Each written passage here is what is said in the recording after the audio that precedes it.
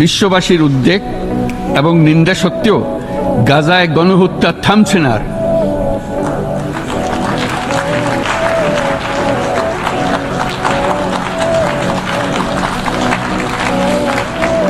ফিলিস্তিনের মতো বিদ্যমান বাস্তবতা কেবল আরব কিংবা মুসলমানদের জন্যই উদ্বেগজনক নয়, বরং তা সমগ্র মানব জাতির জন্যই উদ্বেগের বিষয়।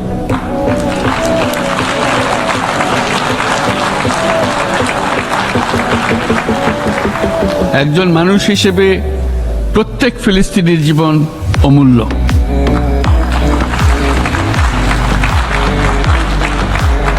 ফিলিস্তিনের জনগণের বিরুদ্ধে যে মানবতা বিরোধী অপরাধ হচ্ছে তার জন্য সংশ্লিষ্ট সকলকে দায়বদ্ধ করতে হবে।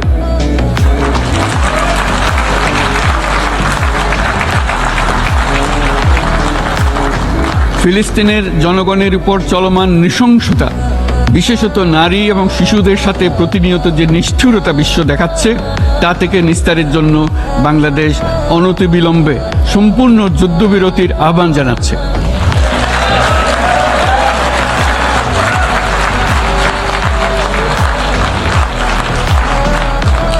দ্বিরাষ্ট্রভিত্তিক সমাধানেই মধ্যপ্রাচ্যে টেকসই শান্তি আনতে পারবে। তাই জাতিসংঘ সহ আন্তর্জাতিক সম্প্রদায়ের সকলকে এর বাস্তবায়নের জন্য এখনই উদ্যোগ নিতে আহ্বান জানাচ্ছি।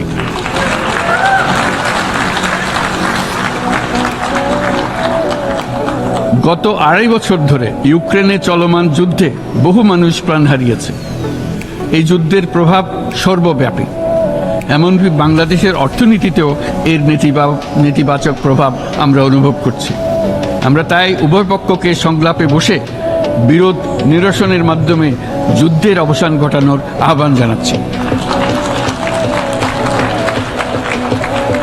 মাননীয় সভাপতি, বাংলাদেশ গত 7 বছর যাবৎ মিয়ানমার হতে আগত